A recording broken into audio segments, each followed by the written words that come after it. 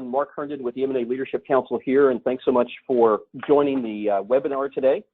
We're going to jump in right to the content, but on behalf of the entire M&A Leadership Council, our outstanding partner organizations, and over 3,500 previous attendees at our executive training programs, I want to personally thank you for joining this discussion today. My name is Mark Herndon. I serve as chairman of the M&A Leadership Council, and I know that you know the importance of linking directly to deal thesis, and the purpose is to flesh out some specific and implementable practical ideas to help you learn how to do that more consistently in practice.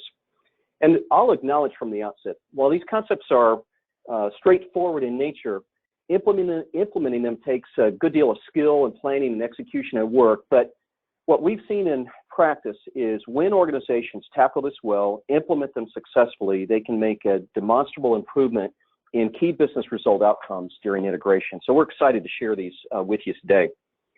Now, joining me as a presenter on the webinar today is John Bender, a friend and colleague for many years. We've worked together at M&A Partners for the last 5 years, where John has served successfully as managing director. Over the last 20 years, M&A Partners and its team have specialized in M&A integration, divestitures, change management, joint ventures, and business transformation with hundreds of companies across the globe, all the way from mid-market to the largest global acquirers and transactions. And John himself is very widely known for his role as executive director of merger integration for the HP Compaq deal, $20 billion transaction in the early 2000s, where he led the entire executive team and IMO infrastructure with over 2,000 people involved to plan and execute all aspects of that.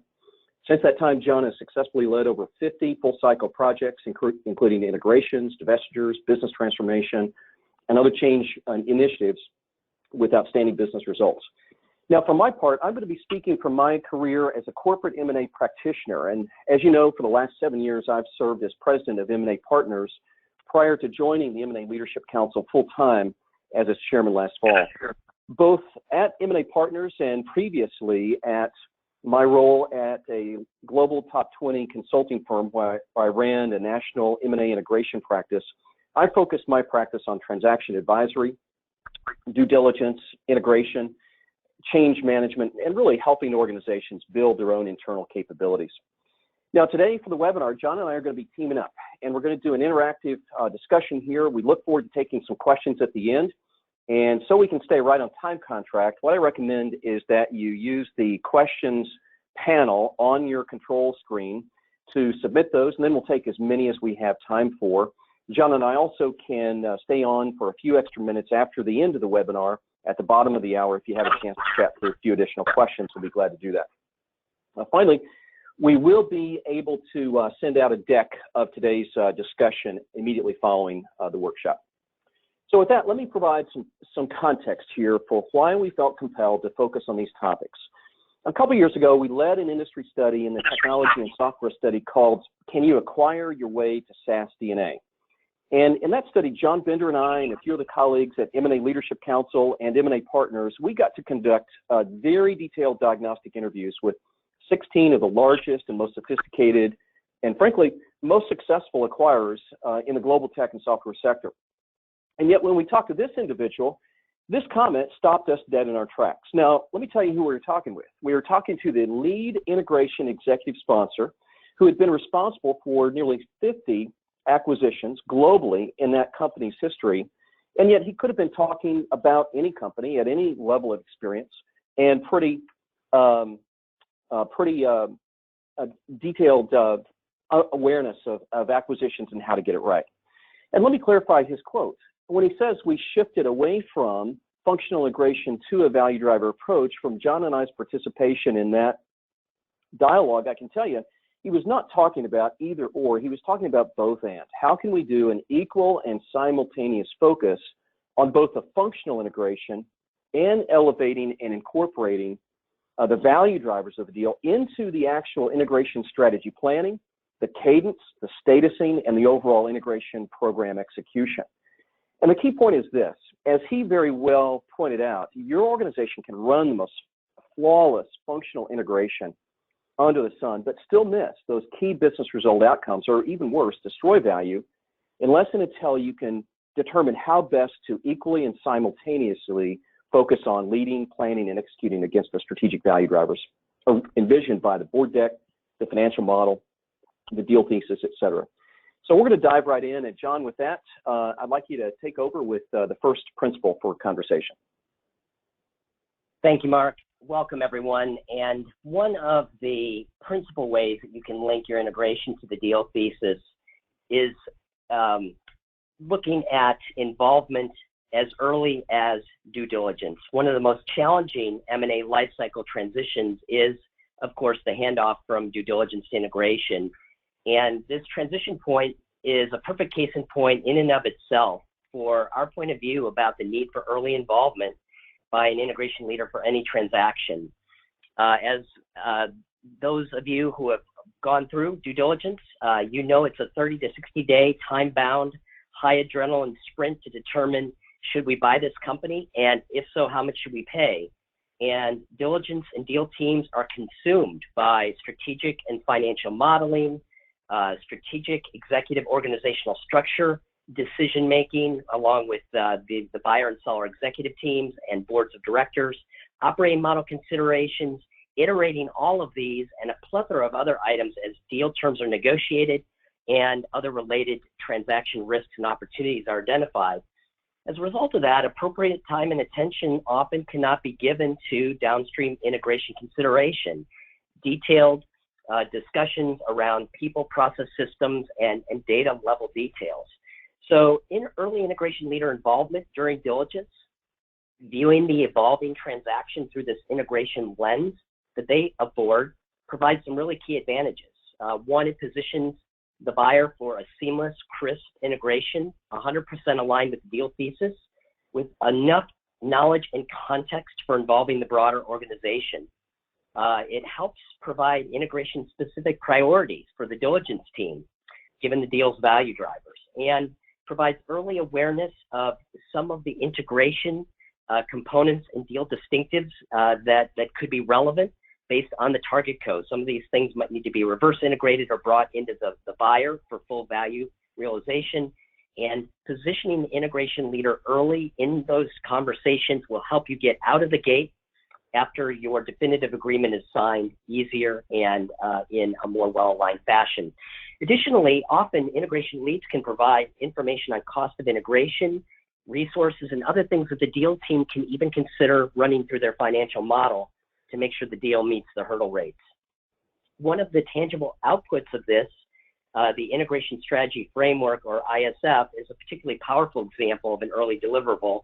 In this case, the integration leader is facilitating the construction of this framework, and we'll talk more about that a little bit later in the webinar, to accelerate value realization and de-risk the handoff across the due diligence period. So the ISF captures key information to launch and guide the integration teams, and it includes things like the value drivers, the early decisions made, decisions around the product and service offering, how support will occur, some of the early R&D decisions, and the like, and is a huge accelerator in linking your integration to the deal thesis. Mark, back to you. Absolutely. Thanks, John. And I want to pick right up on that theme about the role of the integration leader in facilitating the integration strategy framework. Now, we're talking about deal type DNA, and for any of you that have attended one of the M&A Leadership Council workshops in the past, you know that deal type DNA, in what we define as, what are we buying and why, and what must we do to maximize value of that deal, and the specific integration implications. We're looking for a pattern, a trend or theme, or the overall approach on key aspects of integration. So you know that. You know also from your experience that the approach to integration should be heavily determined by that deal type DNA, and that at the same time, you have to adapt and apply to the situation on the ground in the target company. There's no cookie cutter approaches. But I want to emphasize two really important elements of what you see on the screen. First of all, whose job is it, and why does it matter?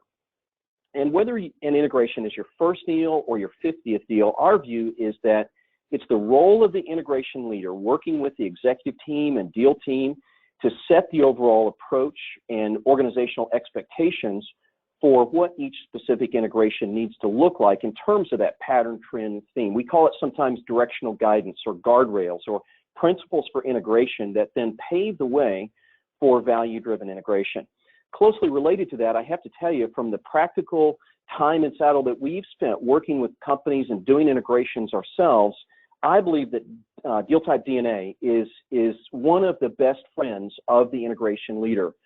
And for that, you have to recognize the danger of organizational muscle memory. Now, that's not a real thing, but it's a great way to remember what often happens, and we often see organizational muscle memory in experienced acquirers.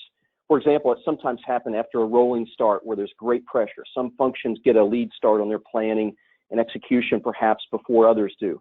And if integration leaders have failed to establish that essential deal type DNA or the overall approach, guardrails, decisional guidance required to maximize value, workstream leads can make fundamentally important mistakes in spite of their best efforts and their great expertise and their prior experience. You know, the thinking is, well, here's our standard playbook, let's just go do this. Let me give you a real example of what I'm talking about and how effective use of deal type DNA, if you are able to identify those trends, patterns, themes, archetypes, et cetera, for the different types of deals that you will be acquiring, and codify that into your playbooks, your training approach, and your skill sets internally, what it can help you to ensure you don't get stuck on.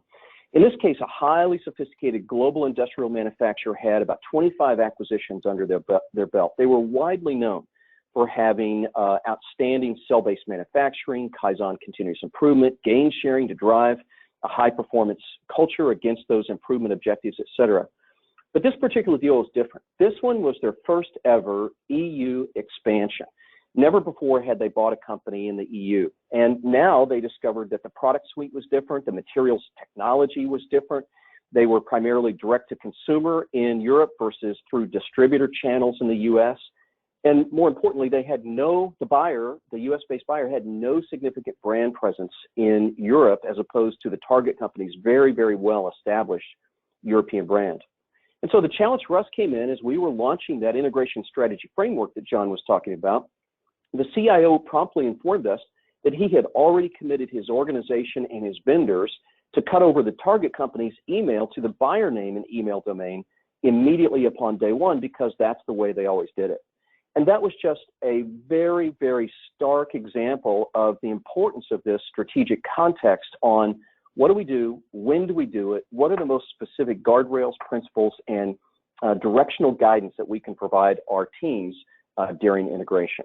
With that, John, I know this next piece is going to build on that with a specific application and tool that we can use. John? And you might check your mute there, John. Thanks, Mark. The third concept we want to talk about in terms of linking integration to the deal thesis is positioning your leaders to be responsible for architecting both an enterprise and a functional view for your optimal integration. And what we mean by that is a concept called the concept of integration or concept of operations. The core of M&A partner service offering is helping companies prepare for and execute live deals. But when we have the opportunity to teach at M&A Leadership Council events, we spend a lot of time talking about this point because it's so fundamental to a successful integration. Here's how it works. Given deal type DNA, which Mark just spoke about for concept number 2, and your integration approach, the integration end state is defined. And usually this comes right out of the deal thesis as defined by corporate development. And the end state is at an integration complete point, which could be 9, 12, 15, 18 months in the future. Along with the integration end states, at the enterprise level, we also discuss that at a functional and even sub-functional level, tabbing into HR, IT, finance, the development organizations, and the like. And concepts of what the end state looks like are discussed. Are we going to preserve at an enterprise or functional level the function or department based on the strategy of the deal? Are we going to leverage? Are we going to consolidate? Are we going to blend or even transform? And so these categories are defined and used by the integration leader and other leaders in the organization used during this exercise. Since achieving the end state could take months, quarters, or even years to achieve for the largest of deals, an interim state post-close between close and the end state can also be defined and can be different than the end state. So let me quickly talk about an example which is illustrative. For a holding company type of buyer, nearly all target co functions may be kept standalone, with the exception of a very light veneer of financial planning and reporting types of functionality, strategic planning, perhaps HR and employee policy harmonization, and the like. So function and sub-function concept of integration then would be expected to show many preserve tags for both the interim and the long term, because we're going to preserve that target co environment. Alternatively, for a deal where the buyer is acquiring a competitor and there's significant revenue or cost synergies expected, many functions might be in a short term, right after close, in a preserve or leverage posture, but then longer term, there may be consolidation required to achieve cost synergies, or there may be a lot of commingling of go-to-market motions for revenue synergy generation. Some functions could even have, in such a case, an integration hypothesis of a short-term consolidate, depending on how aggressive the financial model is. So net-net, this powerful method and tool enables integration leaders, workstream leads, and all other stakeholders to decompose this initial high-level integration hypothesis to the function at some sub-function level and pressure test and refine as you're moving forward. Mark, back to you. Absolutely. Thank you, John. And I want to skip quickly to principle number 4 and dashboarding those essential value driver projects. So I'm going to use this illustration. So we're trying to get at that equal and simultaneous focus embedded into and managed by the overall IMO and integration program, both on the core deal thesis value drivers as well as the core functional integration program of record, which is so fundamentally important and always will be. And to do that, I want to use a live example and illustrate how this was so effective in this and many other cases. Now, in this case, the buyer was a large global engineering and architectural construction firm. They were well known as an accomplished global generalist, but they were losing large signature projects that required all of their capabilities and skill sets to more specialized firms. So the deal thesis was, let's go find that firm that has a global branded reputation for what they called signature projects. These were design marvel projects that companies or people would pay money to go see and want it as a real national landmark. And their deal thesis was, we've got to drive cross-sale revenue and cross-brand recognition of our core strength with that highly desirable, highly profitable signature project initiatives. And we also want to increase our ability to be known as an employer of choice because they were losing out on key critical college and experienced hires to some of those specialist firms. So what they did was they took the deal thesis, those two items that I mentioned, they broke it down in this case to 5 specific value driver objectives. One was, how many programs of a combined joint nature are we going to target for delivery in the first 18 months post-close? One was, how do we redesign our entire sales team organization, our systems, our data, our roles, even the engineering design tools to optimize that ability to win those design marvel projects across the globe? And then there was a cultural and organizational objective because they wanted to extend that high performance culture that would attract the right kind of talent. And they obviously heralded their incentives and ESOP program as a part of that, and then set specific goals and objectives for new hire retention in the first 2 years post-close.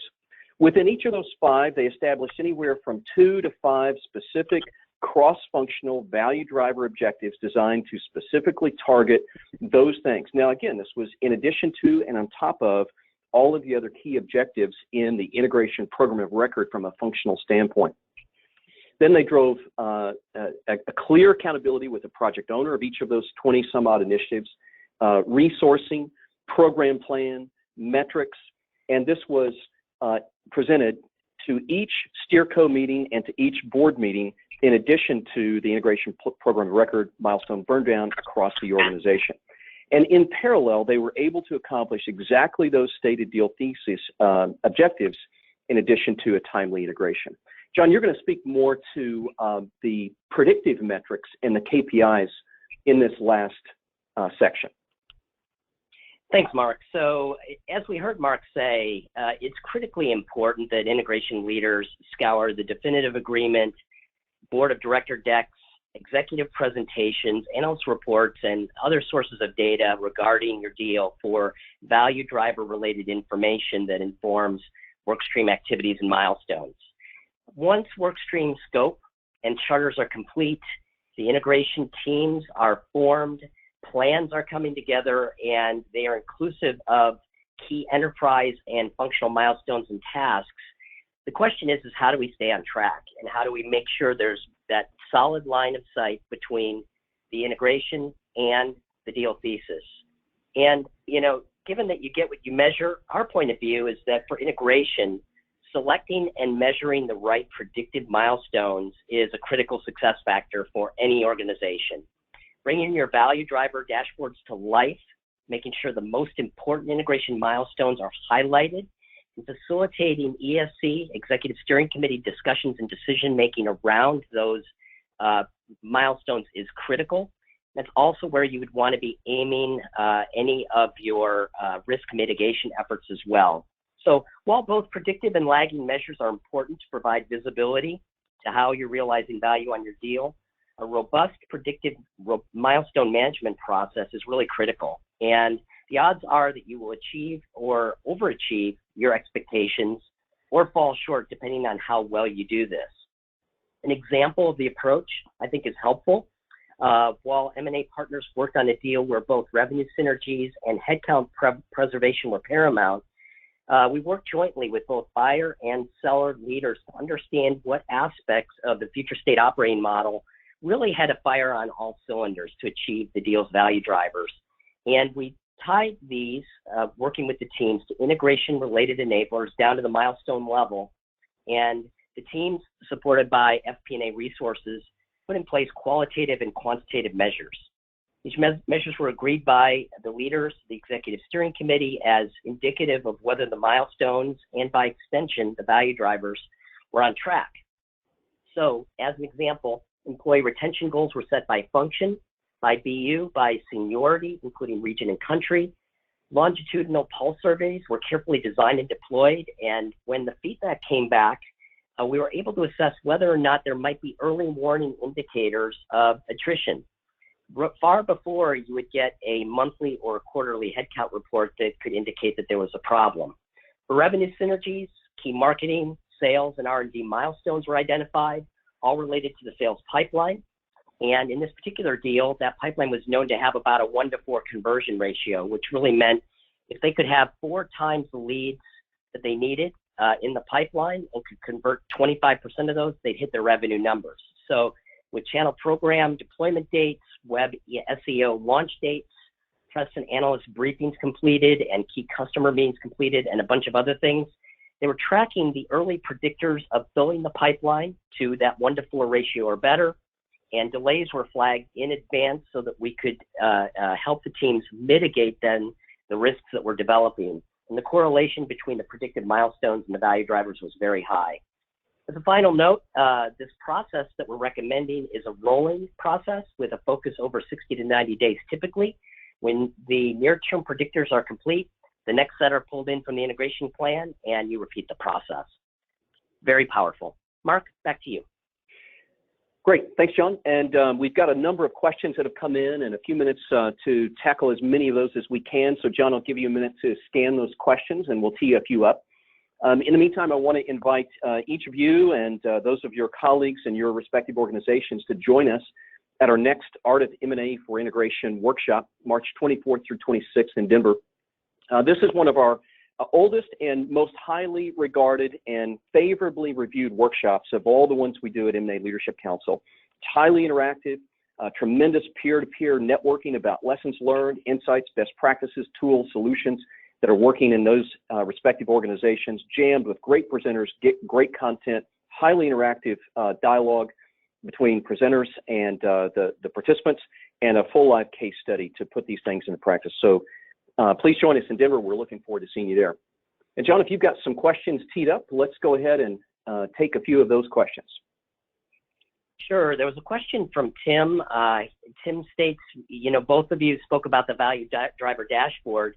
How and when does that get created, and who should be involved? And so let me tackle that one. Mark, I'll throw the next question to you. The value driver dashboard is a natural extension of the integration planning process. So post definitive agreement, as you get into discovery and you're really getting very detailed about what the specific value drivers and distinctive capabilities are associated with this deal and writing that down. And as the integration plans develop, you then begin to start seeing the key milestones that are really going to drive delivery of the value drivers associated with the deal. So our point of view is that you would begin that process as you launch integration planning, and then crystallize it as you snap the chalk line and say, this is the final integration plan of record that we're going to manage to and be accountable for. So you basically are taking due diligence, discovery data, and then early in the integration process, developing that value driver dashboard. Excellent. Thank you, John. Another question, Mark. This one I'll toss to you. It's a question from Marcia about the Art of Integration class. What's the content and agenda? And can we get value out of attending a workshop like this if we feel like we're pretty experienced already? Yeah, absolutely, Marcia. Fantastic question. We've had acquirers with 100, 200, even 700 acquisitions under their belts already go through the M&A Leadership Council workshops and all come away with insights, lessons learned, gap filled, new ideas, and kind of recharged and ready to go back to live deals in their situation. So it is highly relevant regardless of whether you've not done any at all or just starting or highly experienced, and designed to accomplish those objectives all in. The agenda highlights are listed on the M&A Leadership Council website, macouncil.org. In brief, we're going to take a topical deep dive in every critical topic from IT to integration strategy, to these value drivers, to the program execution, to the governance, to the culture, to the comms and change management, to the people factors, and really open it up with some best practices and principles, good ideas at work, just like you've heard today and seen on the screen in a lot more depth and detail and application. So it's great fun. Hope you can join us. John, how about another question? Sure. A question from Robert. John, you talked about concept of operations or integration. What kind of decision points or integration issues should be included on that? How broad versus detailed can it get? That's a great question, Robert. There are fundamentally sub-function, function, and enterprise decision points that percolate up through the work that happens when you develop a concept of integration. First and foremost, as integration discovery and integration planning proceeds, you need to cross-check that against the initial hypothesis that comes out of the business case and due diligence. So typically what we find and what we recommend is that the concept of integration, both at the enterprise and the functional level, is reviewed in a formal executive steering committee as a primary decision point. This is it's commonly done after discovery, as the teams have had a few weeks, or in some cases a month or two, to really dig deeply now into all the data. Given the definitive agreement, given the ability to really discover and analyze all the data that perhaps you didn't have access to prior to the deal signing. This is especially true for public companies in deals. Now that you've had a chance to really decompose that and understand and test against the concept of integration, you'll want to make sure that that's teed up in a formal review meeting, usually in integration discovery. Great, John, and we may have time to sneak in one final question. I see a great question from Carrie here that's just come in. Can you give me another example of a predictive milestone instead of a lagging measure? And John, let me tackle that one quickly, and then we'll just close out and stay on time contract with everyone. Going back to the example I shared of the global architecture, engineering, and a construction firm, here were a couple of their predictive measures. Going back to the tool set and the sales org design for their new go-to-market, one of their key predictive milestones was fully implement the target company's design tool suite as a BICO standard within the first 180 days post-closing. Now, this was a large global organization. That was not a menial undertaking. It was a change effort. It was reverse integration, but it was mission critical to helping them drive toward those global signature projects that was so critically important to their success. Here's one other one. Another one was cross-train 2 additional proposal teams to support global signature proposals within the first 90 days. So you can see how they took the deal thesis, created an initiative, drove it down to integration standards, and then had predictive measures by activity, by process, by completion, and by percentage completion, et cetera. So there's a lot more on that we can talk to. There's a lot more on each of these principles that John and I have addressed today. A tremendous wealth of ideas from all participants at each of these workshops. Again, I want to respect your time contract. Thank you for joining us today at this webinar from the M&A Leadership Council. If you have a few minutes to stay on after the formal conclusion here, we'd be happy to address a few more of your questions. But in the meantime, thanks again from all of us, the M&A Leadership Council and M&A Partners, and we look forward to seeing you at the next workshop. Take care, everybody.